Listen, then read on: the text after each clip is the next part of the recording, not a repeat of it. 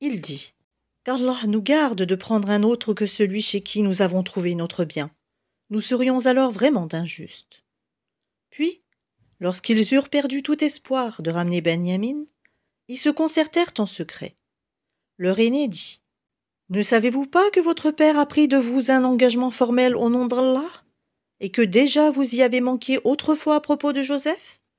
Je ne quitterai point le territoire jusqu'à ce que mon père me le permette, ou qu'Allah juge en ma faveur, et il est le meilleur des juges. Retournez à votre père et dites: ô notre père, ton fils a volé, et nous n'attestons que ce que nous savons, et nous n'étions nullement au courant de l'inconnu. Et interroge la ville où nous étions, ainsi que la caravane dans laquelle nous sommes arrivés. Nous disons réellement la vérité. Alors Jacob dit: vos âmes plutôt vous ont inspiré d'entreprendre quelque chose. Ô belle patience! Il se peut qu'Allah me les ramènera tous les deux, car c'est lui l'omniscient, le sage. Et il se détourna d'eux et dit: que mon chagrin est grand pour Joseph. Et ses yeux blanchirent d'affliction, et il était accablé. Ils dirent: par Allah, tu ne cesseras pas d'évoquer Joseph, jusqu'à ce que tu t'épuises ou que tu sois parmi les morts. Il dit: je ne me plains qu'à Allah de mon déchirement et de mon chagrin. Et je sais de la part d'Allah ce que vous ne savez pas. Ô mes fils, partez et enquérez-vous de Joseph et de son frère, et ne désespérez pas de la miséricorde d'Allah. Ce sont seulement les gens mécréants qui désespèrent de la miséricorde d'Allah. Et lorsqu'ils s'introduisirent auprès de Joseph, ils dirent: ô El-Aziz, la famine nous a touchés, nous et notre famille, et nous venons avec une marchandise sans grande valeur. Donne-nous une pleine mesure, et fais-nous la charité. Certes, Allah récompense les charitables. Il dit: savez-vous ce que vous avez fait de Joseph et de son frère alors que vous étiez ignorants, injustes? Ils dirent: est-ce que tu es... Certes, tu es Joseph? Il dit: je suis Joseph, et voici mon frère. Certes, Allah nous a favorisés. Quiconque craint est patiente, et très certainement, Allah ne fait pas perdre la récompense des bienfaisants. Ils dirent: par Allah, vraiment Allah t'a préféré à nous et nous avons été fautifs. Il dit: pas de récrimination contre vous aujourd'hui, qu'Allah vous pardonne. C'est lui le plus miséricordieux des miséricordieux. Emportez ma tunique que voici, et appliquez-la sur le visage de mon père. Il recouvrera aussitôt la vue. Et amenez-moi toute votre famille.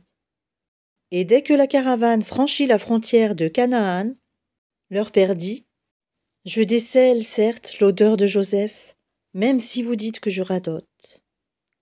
Ils lui dirent: par Allah, te voilà bien dans ton ancien égarement.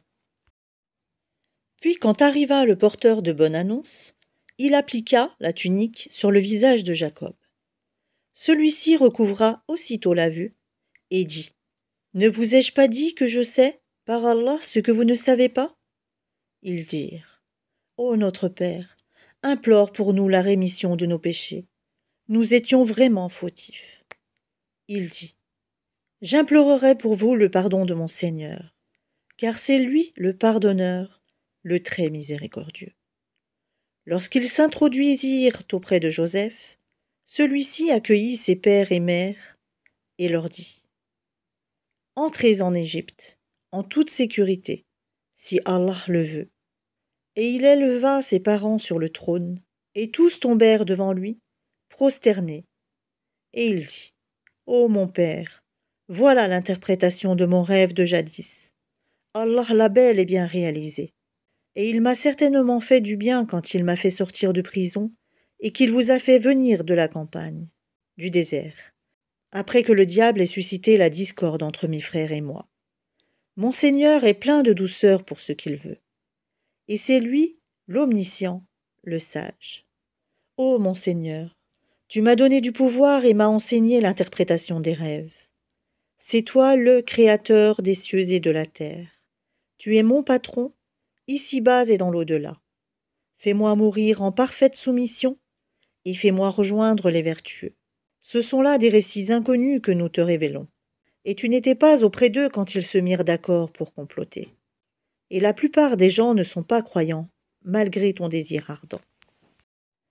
Et tu ne leur demandes aucun salaire pour cela. Ce n'est là qu'un rappel adressé à l'univers. Et dans les cieux et sur la terre, que de signes auprès desquels les gens passent, en s'en détournant. Et la plupart d'entre eux ne croient en Allah qu'en lui donnant des associés. Est-ce qu'ils sont sûrs que le châtiment d'Allah ne viendra pas les couvrir, ou que l'heure ne leur viendra pas soudainement, sans qu'ils s'en rendent compte? Dis, voici ma voix. J'appelle les gens à la religion d'Allah. Moi et ceux qui me suivent, nous basons sur une preuve évidente. Gloire à Allah, et je ne suis point du nombre des associateurs. Nous n'avons envoyé avant toi que des hommes originaires des cités, à qui nous avons fait des révélations. Ces gens-là, n'ont-ils pas parcouru la terre et considéré quelle fut la fin de ceux qui ont vécu avant eux? La demeure de l'au-delà est assurément meilleure pour ceux qui craignent Allah. Ne raisonnerez-vous donc pas? Quand les messagers faillirent perdre espoir, et que leurs adeptes eurent pensé qu'ils étaient dupés, voilà que vint à eux notre secours, et furent sauvés ceux que nous voulûmes. Mais notre rigueur ne saurait être détournée des gens criminels. Dans leur récit, il y a certes une leçon pour les gens doués d'intelligence. Ce n'est point là un récit fabriqué. C'est au contraire la confirmation de ce qui existait déjà avant lui, un exposé détaillé de toutes choses, un guide et une miséricorde pour des gens qui croient.